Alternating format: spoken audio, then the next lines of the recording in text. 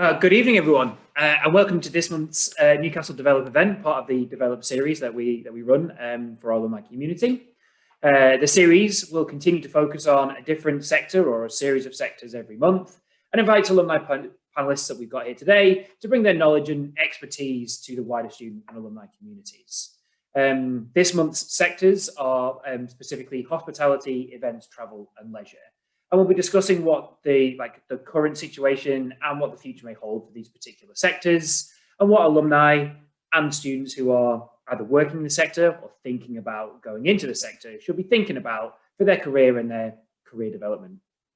As noted, as I just said, these event panelists are made up of really knowledgeable alumni who've had plenty of experience in their relevant sectors. And we're really grateful for our three panelists, Tamara, Katie, and Kerry, for taking the time to join us today and share their knowledge in this roundtable discussion. So without any further ado, I'll let the panelists introduce themselves. I'm just going to go around what my screen looks like. So can I ask Tamara to introduce herself first? Hi, I'm Tamara Strauss. I graduated from Newcastle way back in 1996 from a degree in food marketing, or at the time it was agriculture and food marketing. And today I am marketing director at Premier Inn, but more broadly, that covers our brand marketing. It also covers our product proposition development, and also insight and research. So a career based in the travel industry, cruise, hotels, tour operation, a little bit of digital in between. So hopefully that gives an intro to me. That's great. Thanks, Tamara. And Katie next. Yeah, hi, I'm Katie Kapczynski. I graduated in Newcastle in 2010. After that, I moved to Washington, D.C., and I took on several part-time museum jobs, just working up to a full-time position, which eventually did happen. I worked there for a while and volunteered in a lot of museums while I was there. And then about 3.5 years ago, I came over to Miami, Florida, where I am the head of the Visitor Services Department. Visitor Services in museums is basically customer service, admissions, ticketing, earned revenue, things like that. So yeah, that's me. That's great. And Kerry as well, please. Yeah, hi everybody. Thanks very much for inviting me along to speak, Jeremy. I graduated in 2003, I think, or it could have been a little bit after or before that. It's so long ago. My current role, I am Business Network Manager with NE1 Limited, which is Newcastle's BID, Business Improvement District. A potted history, I've worked quite widely in the hospitality sector, focusing on sales and marketing, including an exclusive use Scottish Castle, Beamish Hall Country House, lots of different roles across the sectors. In terms of my current role, we deliver 40 events per annum to young people across the North East region, bringing together cross-sector businesses, education and youth providers to deliver real-life careers advice, not dissimilar to what we are doing now, but, sort of students, secondary school up to sixth form, college students. That's what we do. That's great. Thank you very much to all three of you for that quick introduction. I think it gives us a broad cross-section of people who have their experience and knowledge within the sector, which is great. So what we're going to do is take 3 or 4 different topics that have either been sent in or that we've come up from the university's end. I'm just going to ask each of the panelists to talk briefly about each of the topics, and then maybe we have a quick round robin discussion about anything that sparks off from each other. So I think the first question and the first topic, which is probably the biggest topic that's going to come up a lot, which is going to be, what are the biggest opportunities that are coming up or that you think are arising in your sector and industry over the next sort of 18 months to 2 years? And then sort of a related question, so we can do this in 2 parts, would be, what should graduates or students who are thinking about getting started in the sector or who just started working in the sector be aware of when they're thinking about their career development? So I guess if we start with what are the biggest opportunities, and I'll reverse the order. So Kerry, if I come to you first. Yeah, no problem. Really interesting question. Now, obviously, what I do at the minute is I've previously run events for other people, but now I set the content, develop the program, actually deliver it, produce it. So it is, you know, I'll probably be speaking from a different viewpoint to Tamara. I'd imagine potentially a similar viewpoint to Katie, but with a very different audience. In my opinion, the biggest opportunity that you guys have is it's a very level playing field. So as a result of COVID, you know, there have been a lot of changes. I think as things start to reopen, people are desperate to travel, are desperate to go to things, but it's really made people stop and pause. So if you're looking at the events industry or the MICE industry in general, I do believe that long gone are the days of people having an event or calling a meeting because that's what they've always done and that's what they'll continue to do. I think that will stop now. People will sort of transform into strategic events, which is probably the best part of my job. The thing that I like to do is, you know, I'd always work with clients and say, if you don't know why you're doing the event and you don't know your strategic outcome or purpose, you shouldn't be doing it. You're really wasting your marketing budget on something you shouldn't be spending it on. So with that in mind, I think as the landscape changes, as we come out of lockdown and people start to do more strategic things, they be looking more objectively as to how what that event will look like, what they're trying to get, you know, where it is, what they're doing, who's coming. I think it levels the playing field. So you've got people like me who've been in the industry for 18, 19 years. You've got people who might be 5 years ahead of you, but ultimately everybody's in the same boat now. So we're all starting from an even place. So I think you've got an amazing opportunity to come in with objective eyes and say, actually, have you thought about this? You guys have grown up with digital everything. You know, my sort of generation, I feel really old now, not that old, but my sort of generation, social media, Zoom, everything was relatively new. No problem, steady, easy, quick to get to grips with, but it's your language. So you are already speaking the language that events are going to be delivered on and useful. You know, there's no global barriers. That's my thoughts. I could waffle on, but I'll stop there. That's great, Kerry. Thank you very much. And I agree. I think the transition to digital is going to be an increasingly big part of the future of a lot of industries, not just the events or hospitality or travel. Katie, if I come to you next with the same question, so sort of the biggest opportunities. Biggest opportunities. Well, in the museum world, we, you know, definitely here in the United States, and I think globally, we just saw huge amounts of layoffs and furloughs in museums. And I think American Alliance of Museum came out with an article that 50% of museums had layoffs or furloughs. And of those 50%, 65% were frontline staff. So that's what I do. I'm frontline staff, visitor services. So I think there's a huge opportunity to come into that role because museums can't function without their frontline staff. So once doors are opening, they're going to be hiring for those positions. And those positions are great entry-level positions that get you all the knowledge of the museum and all the knowledge of the visitor that you need to move into any other museum role. So yeah, for museums in particular, I guess that's a really specific answer for just museums, but that would be my suggestion to somebody kind of looking to come into the industry now. Great, thank you. And of course, like any role that has a significant visitor facing or visitor services part of their role will be in the same position with those kind of upheavals for the last 12 months. Tamara, to you as well about the sort of biggest opportunities. Yeah, sure. So for people who might not know the fact that I work for Premier Inn, Premier Inn is the largest budget hotel brand in the UK and expanding into Germany as well. We've got over 800 hotels in the UK and currently 20 in Germany. So we are a significant player in the hotel market. And I guess there has never been so much latent demand for people just wanting to travel.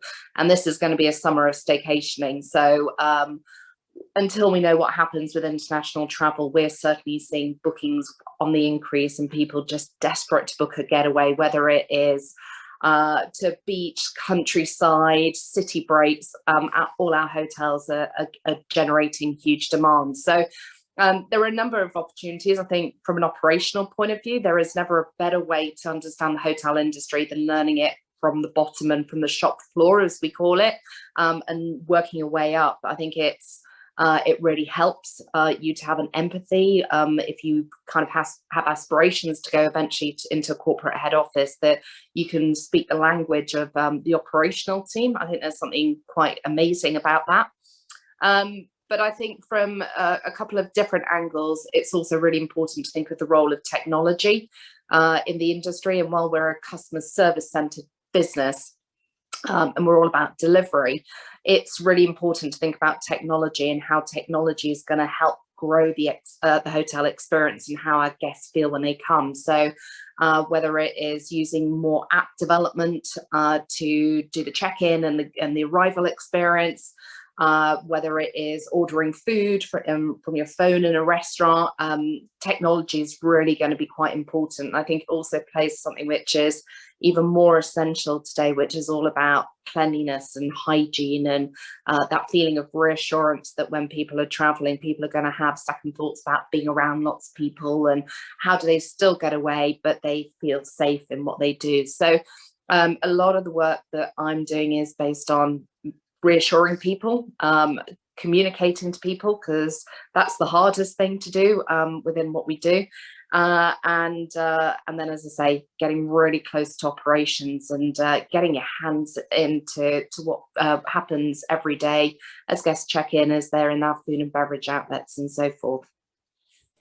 That's great. That's really helpful. Thank you. I guess, at least from me, and I'll sort of pivot off what all three of you have touched on, which is if you're a relatively new grad or a student thinking about coming into the sector, what's come out really strongly is get involved at the front line to begin with, because you really want to know how the inner workings and everyday processes of either visitor services or the hotels or events or whatever bit of the sector you're going into works, so that as you go further up, you have that hands-on experience. Is that kind of like one of the biggest takeaways to take for newer grads and people starting in the market, which is make sure you always like get your hands dirty at the front before you go on to anything else? Yeah, I would agree with that, Tamara. So for reference, when I graduated, I did a hotel management course in a coach hotel, and that was everything from working on reception to working on the bar to locking up to refilling butter dishes to carrying cases upstairs. And I knew I wanted to get in events, but I didn't feel qualified to do that until I had a really sound overview of every other department in the hotel. If you are serious about a career in this industry, you're going to start at the bottom and you're going to be on minimum wage and you're going to be working long hours. I mean, my biggest shift was 22 hours. That has changed that landscape, certainly since I started, which is great. Do I regret putting those hours in? Absolutely not. You need to be really key about why you're going into this. And if you're going in it for money, it's the wrong industry for you. But at the same time, if you believe in it, you start at the bottom. For me, to start at the bottom is actually the quickest way to get to the top, in my opinion. Yeah, I think it's incredibly important to learn the business, the bottom up, and get involved. I mean, I came in a slightly different route because I came in through marketing rather than operations. But what I've done is almost I came in through a marketing function, but then I've kind of gone back and actually made sure that I've learned the operational side of it. And so that empathy and understanding, I think, is so incredibly important, that you can never deliver a service to your customers if you don't understand the experience that they're going through and what happens every day. And there are big differences where I've worked in more luxury and now in budget, the different experience that your customers have. So kind of just observation is such a really important thing that I think you'll find of how people navigate their experience and what you see and what they're doing within a hotel. But yeah, learning it is just incredibly important, and touching and feeling it. Super. There was a question that one of the questions that had come in, but I think it sort of suits now.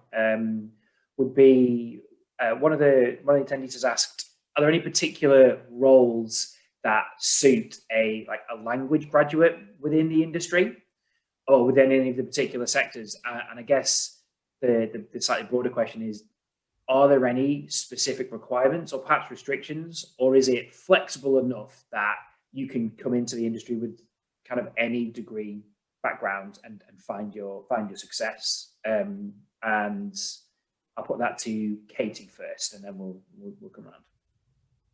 If they could come in with any degree and find success in the industry, is that what you were saying? It's do you need any specific degrees, and or are there any kind of specific routes in? So say you've done a curating, like postgraduate, there's a particular route in. If you're a language graduate, which is what this participant has asked about, are there particular routes in that make it easier or more viable if you've got that sort of particular degree background, I guess is the right. Well, I mean, I hire all the time, and when I'm looking at resumes, I'm actually not really looking for necessarily museum experience because it's just so specific. You know, I'm looking for people who have customer service or people experience. You know, I've hired people who started out at Starbucks or worked in a bookstore, just something that shows that they're good with working with the public. I don't require a certain degree, but there are some that, you know, may help you more than others. If you have a language degree, you know, if we're here in Miami and I have somebody who's multilingual, that's definitely a big plus. But in the museum world, to get into visitor services, you don't need a specific degree. Though if you were going to go into like be a curator, you definitely would. So there are some fields in museums where you would need a degree and that you should look into a little bit further, but not for working with the public necessarily, just that experience. That's great. Thank you. Tamara, I'll ask you the same question. So are there any specific, so for this participant, the language degree, are there any specific areas that are either more or less viable? Yeah, I mean, because of the sector, hotellery, people with languages are always very much in demand because I think, you know, particularly in big cities, international cities, have language capability, I think is an absolute bonus. And, you know, you have a very diverse range of customers, and therefore the more that you have people from different backgrounds and different languages is really important to be able to accommodate that. As for what the degree is, I don't think that that's a barrier in any way, because a lot of it you learn on the way up operationally. You know, you don't need to have hotel management experience. I've come in through a food marketing background. I've got team members that have no specific degree, but you know, they just have a passion for it. So I think it's a sector you can learn on the way up, depending on your entry, whether you come in through the hotel, restaurant. You know, we have property teams who are interested in construction. We've got engineering teams. We have housekeeping. It's so broad that you know, it doesn't have to be specific to one set of skill sets. That's great. That's really reassuring to hear for alumni and students who are watching. And Kerry, to you too, if there are any particular industries or degrees that you might specifically look out for on language as well. Just quickly, obviously it depends what you want to do. If you want to be the finance director of IHG, then you would need a degree in accountancy. If you wanted to be you know, marketing director, a marketing qualification is probably going to help with that. But there's no barriers, there's no specifics. It's not as in you're studying medicine to become a doctor or you're doing a PGC to become a teacher. You don't need a degree. Does a degree help? Yes, potentially, depending on what role you need you'd like to go into, but I just think you need to be a bit careful and a bit conscious about what you're doing. If you are a language graduate and you've got a great degree from a great university, then maybe set your sights a little bit higher. So maybe if you wanted to get into events, which is my sector, look at working for global companies that would set you ahead. It may not necessarily get you the job, but it may set you ahead than other candidates. So, and that would mean you're using those skills that you've worked for the last 3 years to get. So just be sensible with it. It's great. That's really useful. It is something that we're seeing as a more and more common theme across all the sectors we talk about, which is unless you go in a very specific sector like medicine, the degree qualification you have is almost less important than the interest and willingness to work in the sector, and then you'll find your way into that sector as you grow into whatever you find your passion for. So it's really reassuring to hear. One of the things that I think maybe all three of you have touched on is the impact of technology and the increase, especially over these past sort of 14 months, on more digitalization, more virtualization of content and interactions. Do you see that that's going to continue to be the case as we sort of come out of the other side of a global pandemic, or do you think that there is going to be kind of a swing back to more, I hesitate to say traditional, but more classic kind of in-person interactions and that kind of process because of the sectors that you work in? Or do you think sort of digitalization and virtualization is here to stay and it has to be part of the process you think about? I'm going to ask Tamara first on that question. Yeah, so we have a mix of guests that come and stay with us, so from leisure guests, but we also have people who travel on business, and the business travelers fit into two. You know, you have your more corporate kind of travelers, and then you have people who smaller businesses, maybe independents, more construction and so forth. So we've got a real kind of mix in our customer base.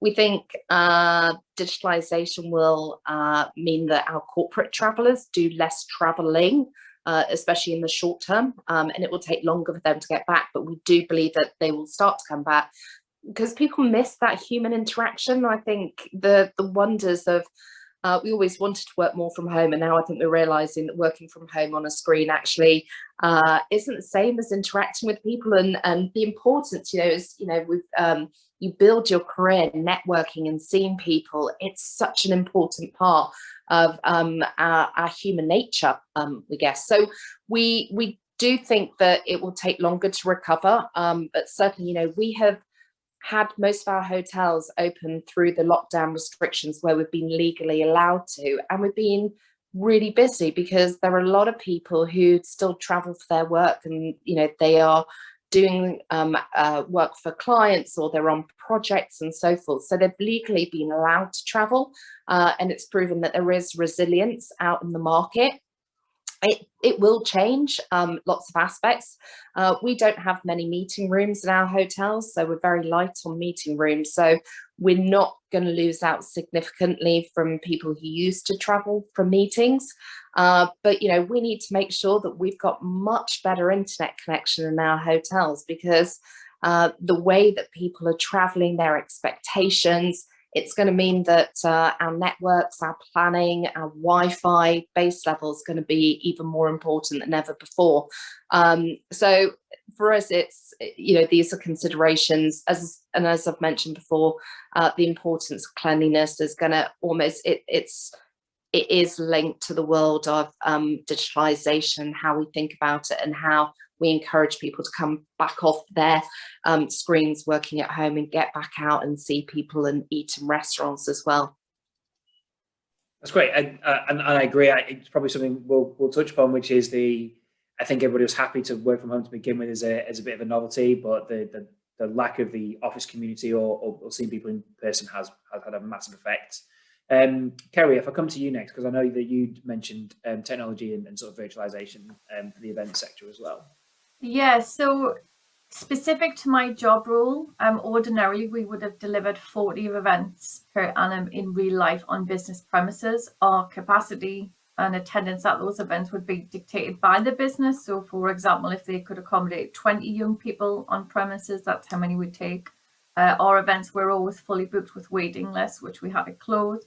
We're pretty agile and pretty light, so we were able to switch like that to digital delivery as soon as COVID hit. Actually, we did our first digital event in May, and we were actually waiting for schools and colleges to catch up, obviously, as they got their learners at home, with technology. They were just kind of getting familiar with delivering the curriculum, and then the careers advice came back into it, probably similar to the university, I would imagine. So we've had this golden opportunity to not say no to anybody who wanted to come along and learn about career opportunities for their future. Now, we cannot, after seeing an increase of 238% in attendees, now turn around and go, oh, hey guys, we're back on business premises. So you extra 1,700 people that came to the September to December program, you just can't come anymore. So for us, logistically, we will just produce a hybrid program. So I agree with what Tamara is saying. The human interaction is really crucial and key, particularly for young people either thinking about entering the jobs market or just entering the jobs market. You build your networks very fiercely, I would say, in the first decade of employment. You carry on contacts through that. Of course, you meet new ones as you go through your career journey, but ultimately, for me, I think those first 10 years are so crucial. You're building your own network of people who will become contemporaries and really extended colleagues as you move across job roles. So I think it will be a mix of both. For us, we will do some real life events where there's value. We will do some digital events, and we will do some real life and live streamed events. So a bit of a mixed bag for us. The wider Anyone Limited portfolio, which brings things to Newcastle City, like the Quayside Seaside, the Motor Show. You know, we're involved in Pride, we're involved in the Mellow, massive, massive events. There's a huge appetite. People are desperate to get back out there. So from a leisure perspective, from an individual entertainment perspective, people are literally starved of it all, and they are desperate to get back out there in a safe, controlled environment. Business travel, I don't think that will ever go back to what it was. To be honest, I think tomorrow you're really lucky if you're working in the property you're in. Certainly in a few of my previous job roles, I would have been made redundant and completely up the creek without a paddle, because that market I don't think will be there. But what I do think will happen is, I think everything that happens will be better. I think meetings you do not need to travel for. You do not necessarily need to travel for a regional sales meeting to meet 9 of your colleagues and sit in a room for 4 hours and actually spend 8 hours traveling. You don't need to do that if you can do it efficiently and effectively on Zoom. But yes, you might travel twice a year just to see people and actually have a social interaction in time. So, in answer to your question, I think both. I think hybrid is probably going to be the next buzzword, you know, like scaling up. I think that's what will happen. But I think it will make sure that everything we do is better done more purposefully. And I think it'll just lead to much more efficient working across the board. That's great. That's really interesting to hear. And I think I probably agree with the fact that it's giving people the chance to take a step back and go, oh, we're just doing this because we've always done it like this. And now is a good time to look at it and build it back better, which is really helpful. Katie, to you, because I know that museums especially have a lot of in-person sort of interaction. So how has sort of technology and digitalization and having to be virtual had an impact on your particular sector? Yeah, you know, a little bit. Like, we are talking about no longer accepting cash. We're just going to do credit card and online tickets required. So that relieves a lot of the admission work once you arrive, and kind of puts that all on the visitor. But you know, we've been doing that since the start of the pandemic, and it's eased up a lot of the work for us, and it makes the visitor feel a little bit more secure because it's a touch-free experience. They come in, they just show it, we scan it, they go on in. So things like that have changed for the visitor. For the staff, though, you know, like now that we're mostly working remotely and we had to quickly go to, you know, using Teams or Zoom and these different systems, and now that we've learned them, we got through that really tough process of figuring out how to all do it. We're finding that it's really efficient for us. Like, you know, at the Historic House Museum, which is behind me, we are really limited on office space. So a lot of times you have multiple people in one office. So we were required to have them work remotely because you can't have 3 people in one room right now, you know? So I think what we're finding is that we want to continue having people work remotely because it saves us from having to create these spaces for them on site. So that's going to be a big change moving forward too. And that all these things are in discussion now with different committees. So yeah, I think I agree with Tamara and Carrie. Changes, but a lot of good changes. Great. I mean, that's really positive to hear. Actually, something that again, all three of you touched on it at some point in these conversations, which is, have you got any particular tips or maybe thoughts about how to grow your network within your industry? Because as Kerry mentioned, classically, it would be the people you met while you were at work and while you were out at conferences or out traveling for business, and you make that network. But if you're starting in the industry now, or you started last year, almost all of that network is digital. And I don't know about anybody else, but I find trying to network virtually a much more difficult prospect than doing it in person. And so I guess, do you think you've got any particular thoughts or ideas about how that might change, or ways to approach it as we kind of go back to, I don't want to say normal because it's not going to be, but go post-pandemic?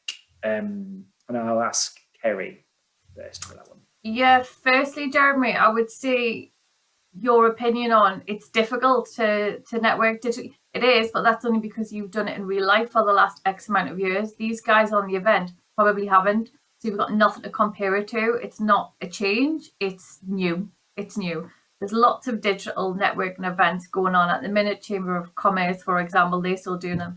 There's lots and lots of ones that are there.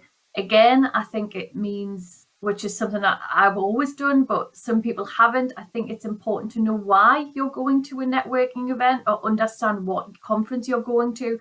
If you cannot tell me in one sentence why you're there, you shouldn't be going. So for me, it just forces a lot more self-reflection and understanding of what am I trying to achieve here? Who am I trying to make connections with? And make a plan to get those connections. So if you really want to work in events at Nike, start following them on LinkedIn, liking everything that they do, like literally, be a super fan, a super keynote, get involved, anything you can. Is there anything you can do that's free? I think digital networking is there, real life networking will be there. And actually, guys, there's no reason you could not organize networking events yourselves. There's absolutely no reason. What I think you'll find is most people who are employed are keen to help where and when they can, because all of us were in your position at some point. And if you don't ask, you don't get. They're only going to say no. So I don't really see why you wouldn't ask the question. I think if you don't think there are any opportunities out there, or you go, actually, there's something really missing, then take the opportunity and create it for yourself. That's great, and it's a really good point, which is I'm a little stuck in the idea of, well, networking is you all go to an event in the evening after a conference, and then you sort of do the round robin and hand over business cards, and that's how you network. And actually, that may come back, but it's probably not going to come back in the way that it was before the pandemic. And there are a lot of ways to approach that going forwards. Sorry, Jeremy, we're bringing back our business breakfast in Newcastle from September, but I know that there's quite a few other companies that are bringing those back from June, July. Some of them are happening outside. Some of them are happening obviously with the lower numbers. And, in terms of networking, I mean, there's 3 people on this event right now who I imagine all have LinkedIn profiles. So there's 3 people that add your network straight away. You just got to see everything as an opportunity and just be sensible about it. Yeah, it's a really good point. That there are things like LinkedIn that you can help grow your digital network, even if you're not doing it in person. It's a really good idea. Tamara, if I ask you about your sort of thoughts and tips for sort of growing your networks. Yeah, I mean, I totally get it. I'm kind of 20 years into my career, and therefore I think, I've built up my network in person by doing those events. And I think there's a very different psychology today around it, as well as what was seen as traditional, kind of reaching out to people that you think are going to help you through LinkedIn and social. Be curious, kind of seek out people that you think are going to be relevant to what you want to do or what you can learn from their journeys. But I'd also say over and above what Kerry's talked about is think about mentoring. And if you have a clear vision of what you want to do or where you think you want to go, seek out people who might be able to help you through mentoring, because I think it's a really great way to find someone to support you who can open up their network to you and can help give you kind of hopefully experience that they've had along the way. I'm in the process of mentoring 3 different people, but that gives somebody coming into the industry or within our business an opportunity to to explore a bit more about what they're doing and kind of hopefully use my experience to their advantage.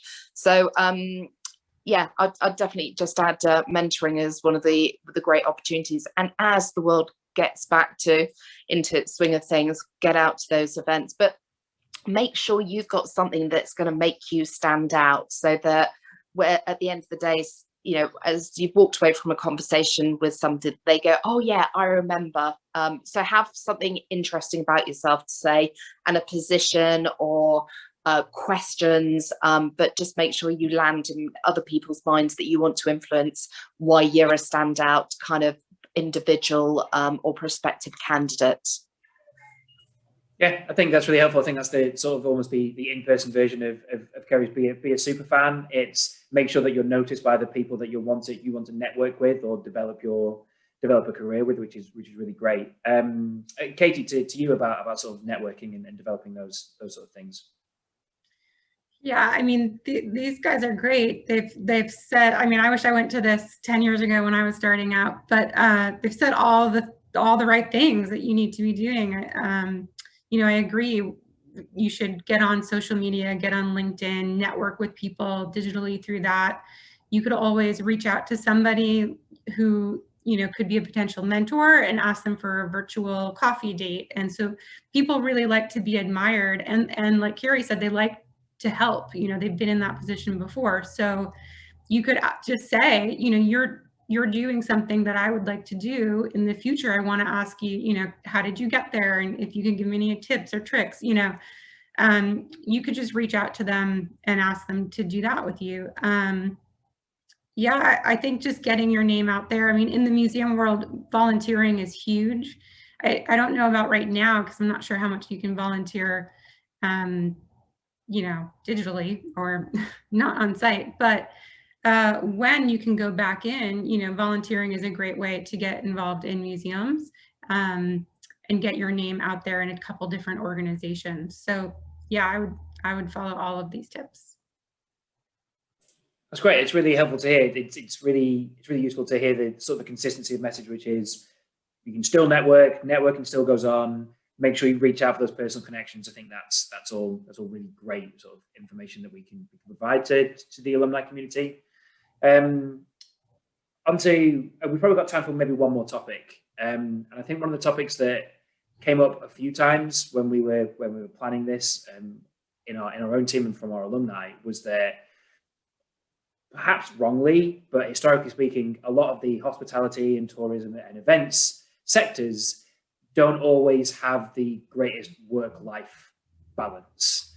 And that especially if you're starting off, you sometimes work very long hours or unsociable hours. And do you think that those expectations have changed in recent years, and especially with the pandemic? Do you think people have gone, actually, I don't want to give up that time? Or do you think that there is still always going to be but just by dint of the sectors that you're in, there will always going to be an expectation that sometimes you're just working the hours that a normal 9-to-5 job is never going to cover? I'm going to reverse that. I'm going to come to Katie first with that kind of question. That's tough. At the beginning of the pandemic, I think when we first started going remote and I was trying to keep a team employed of frontline operations staff, I think I was working at least 12 hours a day. I mean, it was just crazy for the first couple of months, and there was not much of a work-life balance. But it's definitely gotten better. And now I think, you know, at the end of the day, I can just close my laptop, close my computer, and I'm home. You know, I can shut off work and go into life mode. But yeah, I don't know. I think for me, it's gotten better, and I'm not sure if it's going to continue that way. At some point, I work remotely now 2 days a week. And so I'll probably have to go back in or I work from home 2 days a week, and then I'm in the office the rest of the week. But that probably will change because, again, I'm in front lines. So I don't know. I don't know the answer to that yet. We'll see. Yeah, that's quite right. You're right. I think it might be one of those things like it's been such a big 12 months. I don't know what it's going to look like for that balance. Tamara, I'll ask you next about sort of that kind of expectation around work-life balance?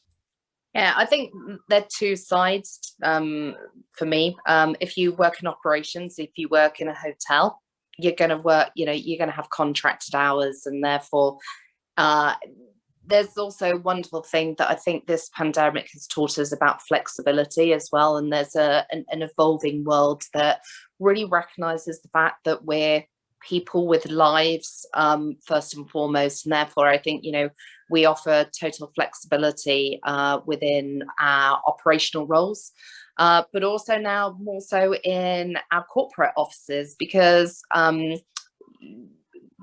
the personal commitments we've had to make to family life or caring for somebody. There are so many reasons that people need flexibility. Even if you're in an office, the days of a 9-to-5 job, I think, have changed immensely, and therefore I can flex around my personal childcare requirements. It means that, I'm not obliged to be at my desk all the hours. If I've got gaps, I can go out and I can exercise.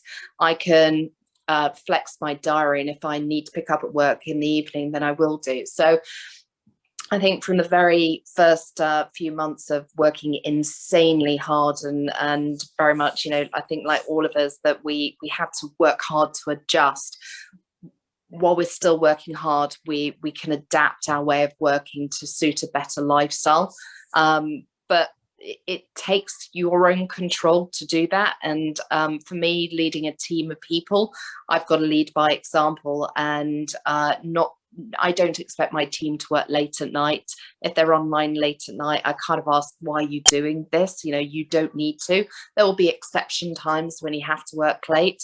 But, I work late because I stop at 5 o'clock and I become a mum for a few hours, and then I go back to my job, and that's fully acceptable, I think, these days. And the working world has evolved so much. So I think flexibility and hybrid working are probably two of the key buzz terms for today. That's great. And yes, I totally agree. And I really hope that flexibility continues, because I think people have got the taste for it and now say, well, I like working like this, so let's keep working like that. And Kerry, to you, I know, especially for events, that sometimes you are working longer hours. That's just, I think, comes with territory. Yeah, it's a really interesting question, and it makes you self-reflect as an individual as to what you do, as opposed to speaking on behalf potentially of your company or your team. Two things really. First of all, I don't believe that any job is 9 to 5. If you're an accountant, which is probably what you stereotypically see, is going to work in a suit with a briefcase like Mr. Banks out of Mary Poppins, and then you go for a lunch and then you go home. It doesn't happen at the end of the tax year. You're there until the job is done. And I think actually that is the truth for all industries, including hospitality. Now, the operational side of hotels, which I worked in, I was a general manager at an exclusive use, so hence a 22-hour shift. But then the following week, I could work 8 hours. It's peaks and troughs, and you work to get the job done when you need to work. But I negotiated into my contract that I would work X amount of hours per week. The rest would be banked in lieu. I suppose I had the confidence to do that. Not everybody has. So set your own parameters, what you are happy doing with. If you are happy to do a 12-hour day, which, let's face it, if you're in the zone and you're absolutely smashing through work, you're happy to do that. You want to keep going. I certainly don't want to be forced to work from 9 to 5:30 when I'm exhausted and I'm doing the bare minimum of work, or an average Joe job from 2 to 5:30 and I'm clock watching. I'd far rather do a 14-hour day when I'm flying and a 6-hour day the next day. And actually, I've done the job and I've done the hours. And I really believe that any business, as long as you are doing a good job and you're doing it properly, then they will work with you to find something that works for you, because you're an asset to their team. If you are a problem in the business, that's when you'll find people start saying, clock watching, because it's just an easy way to get rid of you. With reference to the pandemic, I think it's massively accelerated the workforce. Now, it is stereotypical, but it's stereotypical for a reason. Very often the leaders of businesses tend to be of a certain age, of a certain generation, and the idea of working from home to them was basically, a skive. Everyone's at home skiving. Now, everyone underneath the pyramid actually knew they wanted to work from home because it was easier to write a funding bid with no restrictions and no phones going and no people asking how your weekend was. Actually, the pandemic has proven that the economy hasn't stopped. I realise it's been hugely impacted, so I get that, guys. But it hasn't stopped, and people have done fantastically well, and most people have went over and above. You give your employees flexibility, they will do exactly what Tamara said. They will work more than the contracted hours. You know, I'll start work usually between 7 and 8, and then I'll walk the dog at 9, and then I'll sit back at my desk about 20 past 9:30, and then I might finish at 3, but I might come back online at 7. You will get more hours and more value for money by giving me flexibility. So it's a sensible thing for business to continue, and I think that it's proved. And the only other thing I'd say about working from home is we actually call it living at work, because that's what it is. And that discipline needs to come from you as an individual. So in a crisis situation, you are, you know, you're on adrenaline all the time, you're firefighting all the time. I think all of us work crazy hours, but at some point you have to stop, because it is a crisis, but you cannot continue to work as if you're in a war zone for over a year. You have to take a step back, be strategic, be objective, and as I said, set your own parameters. So if you are happy to work 12-hour shifts 3 days a week and a couple of 8 hours in your first 2 years of employment, that's fine. I did more than that, but I've done that, and now work in events, which is where I wanted to get to, and I will not work excessive hours because I'm good at my job, and if I can't do my job within the contracted hours, I shouldn't be in it. I think it's very important to note that it is your setting your own boundaries and limits is a good idea. I'm sure. Did everybody see the Goldsmith news article that came out a little while back, where graduates were being put through like 96-hour weeks, and back when the structure was, you just went into the office and it was this office culture of, well, everybody just stays late, and it's almost a competition to who works longer hours.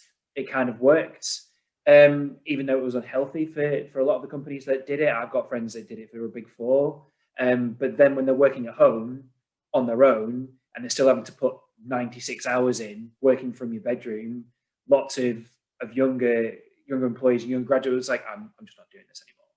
And so I think that maybe one big learning point that's come out of this, which is people are starting to recognize a lot earlier that you have self-worth and you can set your own limits on your time. You don't have to just say, oh, well, everybody else does this, so I better do it. I better do it too. It's trying to set your own limitations, which I think is great. That's great. We are about 3 or 4 minutes from the end, so there's maybe a couple of minutes each if there's one sort of big takeaway that you'd like to put across to anybody thinking about starting out in the sector, and then we'll wrap up what has been actually a really fascinating hour of how to think about getting started in these sectors, which is really great. So Kerry, if I come to you, if you've got just sort of maybe one summary or takeaway point, that'd be yeah, I would say that the sector's so varied. I mean, all 3 businesses are completely different, and there's so many different jobs available within them. So if you're vaguely interested in events, hospitality, leisure, use this time wisely while you're not employed to find out what kind of employment is out there. Don't fall into something just because actually you're vaguely interested. If it's a conscious decision, like I went, right, I'm going to do this general training management thing to get an overview of everything, but I know I want to get into events and I think that will help me get there. Just inform yourselves. That's, you know, you don't need to know what you want to do, but I think you have a responsibility to just find out about areas you're generally interested in. I wish I had done that and spent more time. There wasn't a lot in Newcastle. I went away. I didn't really have access to great career advice. I didn't really have any sort of family network around. I didn't really know anything about the business world, and when I look back now, I certainly could have set my bar a lot higher and really went for it, because the opportunities are there. You just need to inform yourself, and all you've got to do is Google it, so it's not hard. That's great. Thank you very much. Katie, I'll come to you next. If you've got sort of maybe one big takeaway point for alumni. Well, you know, it's been a tough year for the industry, for hospitality and tourism, but the positive is that it's going to come back in a huge way. And I think in the next 6 months to a year, it's going to probably boost even better than what it was before the pandemic, because so many people are eager to get out and travel and visit family and friends again, go to events and get out there to museums. So, you know, now's the time to be looking into, if you want to get into these industries, now's the time to start your networking. If you're not doing it already, just get in there, network, meet people, try to get your in, because now's the time to do it. And you're just, you know, these areas are just going to take off very quickly. So that's the good news. That's great. It's always nice to get the positive news for the sector. And Tamara, finally, to yourself, sort of like maybe a big takeaway point. Yeah, I think what we've kind of all three have talked about, that while we work in different parts of the sector, there's almost one unifying thing, and that's a customer or a person and a human interaction. So I'd say look at trends, understand what's going on.